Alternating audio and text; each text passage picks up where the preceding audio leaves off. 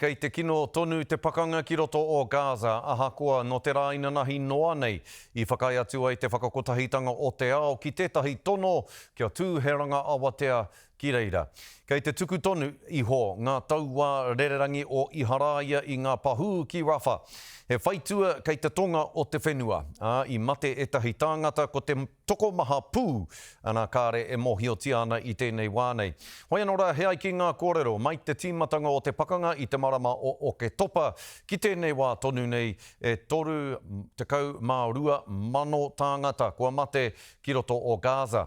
Nā, kei te tino kaha, te tono a Iharaia kia whakahokia o ona tāngata kua mauheretia I mua I tā rātou hāpai ake I te tahi ranga awateatanga.